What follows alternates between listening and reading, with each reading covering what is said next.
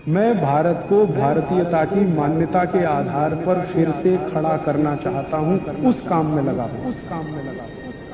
तो ये सूत्र, आखिरी सूत्र से फिर मैं उल्टा चलता हूं, पीछे तक आता हूं। आखिरी सूत्र ये है कि अपने रसोई घर में से दो चीजों को निकाल के बाहर करिए, एक तो शुगर, चीनी, शक्कर, और दूसरा ये डबल रिफाइंड तेल, ट्रिपल रिफाइंड तेल, डालडा, वनस्पति घी, वेजिटेबल ऑयल, ये दोनों बाहर करिए। अंदर क्या लाना है?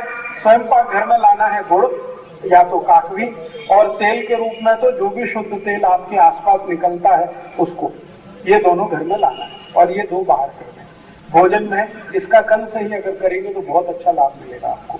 आप में से किसी को भी अगर डायबिटीज है, किसी को भी गुर्दे दुख रहे हैं, किसी को भी कमर दुख रही है, ये कल से ही शुरू कर दीजिए। शक्कर बंद, गुड़ चालू, शक्कर बंद, काकवी शुरू, और ये रिफाइंड तेल बंद, शुद्ध तेल शुरू। मैं 15 दिन की आपको गारंटी दे रहा हूँ, 15 से ज्यादा दिन नहीं लगेंगे। 15 दिन के बाद आप अपनी शुगर टेस्ट कराना, पहले से ज्यादा बेहतर स्थिति होगी, और 2 महीने बाद कराएंगे तो शुगर हो सकता है नॉर्मल ही हो जाए, बिना इंसुलिन के, बिना औषधि के। ये गुर्दे दुखना अपने आप बंद हो जाए, कमर दुखना अपने आप बंद हो जाएगा, पेट में एसिडिटी अपने आप खत्म हो जाएगी, ये चला ही जाएगा। शरीर आपका पहले से बहुत अच्छा हो जाएगा। चाय में भी गुड़ की चाय बनती है कि नहीं? और वो शक्कर से अच्छी होती है, टेस्ट में भी अच्छी है।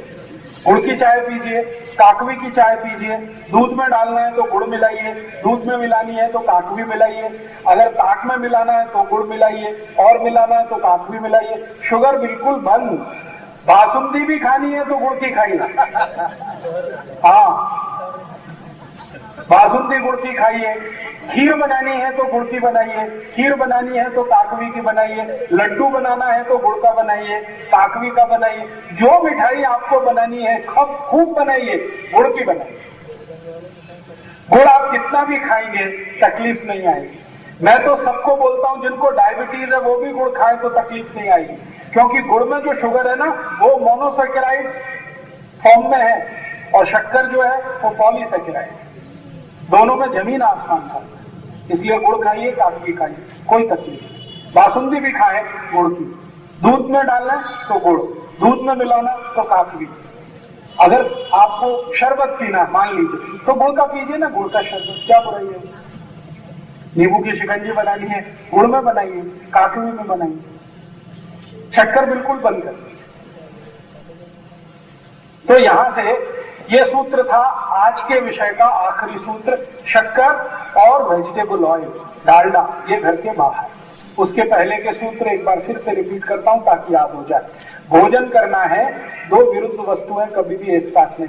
विरुद्ध वस्तुओं की कल नहीं तो परसों में पूरी लिस्ट बताऊंगा, आप चाहे तो कागज पेन से नोट कर सकते हैं। उसके आगे भोजन करना है तो बैठ के ही करना है, कभी भी खड़े होके नहीं। भोजन करना है तो धीरे धीरे करना है, सावकाश करना है। भोजन दोपहर का किया तो 20 मिनट विश्रांति जरूर करनी है। भोजन रात का किया तो 2 घंटे तक विश्रांति नहीं करनी। विश्रांति जब भी करेंगे सिर आपका पूर्व की दिशा में रखना है, पांव हमेशा पश्चिम में रहे तो अच्छा है। कोई बहुत मजबूरी आए तो दक्षिण में सिर कर सकते हैं।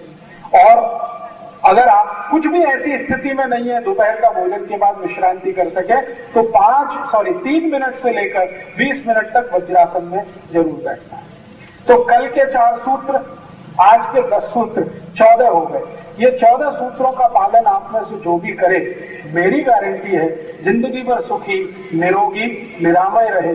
मैं खुद इन 14 सूत्रों का पालन करता हूं और पिछले 18 साल से मैं किसी डॉक्टर के पास नहीं गया, अगले 18 साल भी जाने वाला नहीं, क्योंकि मुझे मालूम है तकलीफ होने वाली नहीं।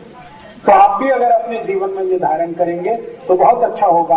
आज के लिए इतना, कल फिर आपसे 8:30 बजे बात करूंगा, और कल थोड़ा महत्व का विषय है, चिकित्सा का विषय कल से मैं आपसे शुरू करूंगा। एक जानकारी, हाँ, सोयाबीन बिल्कुल नहीं, गलती से भी नहीं। अच्छा, मैं आपसे एक प्रश्न पूछ लूं, भगवान को पूजा करते हैं तो उसमें बहुत सारी दाल रखते हैं, पूजा में रखते हैं। तुअर की दाल रखते हैं, मूंग की दाल रखते हैं, मसूर की दाल रखते हैं, सोयाबीन की रखते हैं। भगवान को पूजा करते समय कभी सोयाबीन की दाल रखी देखिए? क्यों? सोयाबीन भी दाल है। चने की दाल रखते हैं, मूंग की दाल रखते हैं, उड़द की दाल रखते हैं, तुअर की दाल रखते हैं, मोठ की दाल रखते हैं। सोयाबीन की दाल कभी देखिए भगवान के सामने रखी हुई पूजा करने की? नहीं। जो भगवान को अर्पण नहीं कर सकते वो आप कैसे खा सकते? सोयाबीन की गलती से भी ना दाल खाइए ना तेल खाइए। तो समझ लीजिए बीमारियां भी सबसे ज्यादा उसी के कारण। ये जो सोयाबीन है दाल के रूप में या तेल के रूप में, ये शरीर को कभी भी हजम नहीं होता। या दूसरे शब्दों में कहूं तो सोयाबीन का कुछ भी आप खाएं, शरीर उसको डाइजेस्ट नहीं कर सकता, उसका पाचन नहीं कर सकता, क्योंकि उसको पचाने के लिए जो कुछ एंजाइम्स चाहिए वो है ही नहीं मनुष्य के शरीर में। तो आप बोलेंगे फिर ये किसके लिए है? सोयाबीन को पचाने की ताकत सिर्फ डूकर में है और किसी में।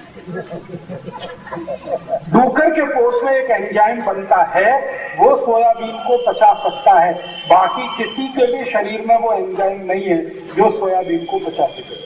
आप कहेंगे सोयाबीन में तो प्रोटीन है। हाँ प्रोटीन है, लेकिन प्रोटीन को डाइजेस्ट करना पड़ेगा, उसके लिए जो एंजाइम चाहिए वो पोट में है ही नहीं। इसलिए मनुष्यों को सोयाबीन का तेल, सोयाबीन की दाल, सोयाबीन का कुछ भी, सोयाबीन का अगर वो आता है ना दूध आजकल आने लगा, ये सब निषिद्ध है आपके लिए। आप कभी मत खाना है, कितना भी सस्ता मिले कभी मत खाना, और कितना भी महंगा मिले तेल खाना, मूंगफली का हो, तिल का हो, सूरजमुखी का हो। नहीं तो मैंने आपको कहा एक तेल आता है सरसों का, सरसों का तेल इधर चलता, राई का तेल जिसको कहते, नहीं चलता तो छोड़ दो, जो आपके यहाँ चलता वो ही लो, लेकिन शुद्ध तेल खाना। ये वेजिटेबल ऑयल भी है ना, ये भी तो तेल ही है ना, ये नहीं खाना था। डालडा, या डालडा जैसे नाम से आता है, गगन, तरंग, नंबर 1, हनुमान जी, ये और वो, ये सब खतरे ही खतरे हैं, जहर ही जहर। एक जानकारी छोटी सी कि जितने सूत्र मैं बता रहा हूं उन पर आधारित पुस्तकें हैं।